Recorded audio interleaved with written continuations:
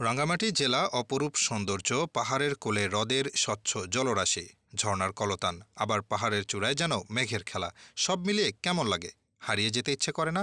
ওহ, দারুণ এক প্রশান্তি মিলবে সেখানে। বলছি প্রাকৃতিক সৌন্দর্যে ভরা পার্বত্য চট্টগ্রামের জেলা রাঙ্গামাটির কথা।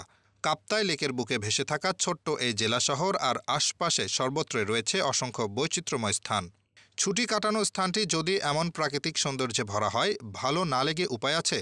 এখানকার জায়গাগুলো বছরের বিভিন্ন সময়ে ভিন্ন ভিন্ন রূপে সাজে, তবে বর্ষার সাজ একেবারেই অন্যরকম, আর শীতে আরেক রকম। শহরের কালো ধোঁয়া থেকে দূরে চলে গিয়ে প্রশান্তির নিঃশ্বাস নিতে ঘুরে আসতে পারেন রাঙ্গামাটির এই এলাকায় ১-২ রাত্রির জন্য।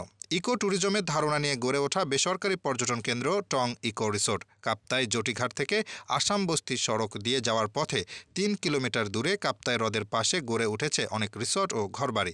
তেমনি গড়ে উঠেছে সদর উপজেলায় মগবান ইউনিয়নের কামিলাছড়ি নামক স্থানে আরেকটি টং ইকো রিসোর্ট, সেটি রায়না টুগুন এর পাশে। রিসোর্টের মালিক রণজিৎ তঞ্চঙ্গা জানান, নিজ উদ্যোগে করা তার কর্ণফুলী নামে একটি ডরমিটরি সহ মোট ৬টি কটেজ রয়েছে।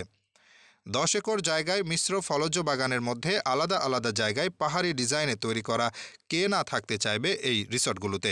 সরেজমিনে দেখা যায় রাইনখ্যান, কাচালং, সাঙ্গু, মাতামুহুরি নামে ভিন্ন ভিন্ন নাম দেওয়া রয়েছে। রয়েছে চারদিকে ফুলের বাগানও, যার সর্বোচ্চ মূল্য প্রতিরাত ২৫০০ টাকা। কমও রয়েছে। এছাড়াও রয়েছে প্রায় ৪০ জনের তাঁবুর ব্যবস্থা। রয়েছে পিকনিক বা পার্টি করার জন্য নির্দিষ্ট মাঠ। কয়েকজন কর্মচারীর দ্বারা পরিচালিত, দেখতে অতি সুন্দর ও পরিষ্কার পরিচ্ছন্ন অসাধারণ এই পর্যটন কেন্দ্রে পরিবার পরিজন নিয়ে কাটাতে পারেন একটি দিন ও রাত। খাবারের তালিকায় রয়েছে ব্যাম্বু চিকেন সহ নানা রকম মুখরোচক খাবার। রয়েছে নানা রকম ফলের বাহারও। পুরো ১০ একর জায়গা জুড়ে রয়েছে মিশ্র ফলের বাগান। এখানে সিজন অনুসারে কম দামে ফরমালিন মুক্ত মৌসুমি ফল খেতে কার না মন চায়। রাত্রি যাপনের ব্যবস্থা খুবই নিরিবিলি। রয়েছে নিরাপত্তা ব্যবস্থাও। যাওয়ার পথে দেখা মিলবে বন্যহাতি, বানর, বনমোরগ, উড়ন্ত কাঠবিড়ালি এবং শূকর। কিভাবে যাবেন? ঢাকা থেকে রাঙ্গামাটি এবং কাপ্তাই উপজেলায় সরাসরি বাস রয়েছে। আবার চিটাগাং হয়েও সরাসরি যাওয়া যায়।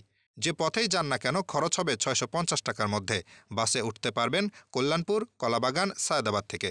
রাঙ্গামাটি অথবা কাপ্তাই পৌঁছানোর পর যেতে হবে সিএনজি বা ট্যাক্সিতে। আবার লঞ্চের মাধ্যমেও চলাচল ব্যবস্থা রয়েছে।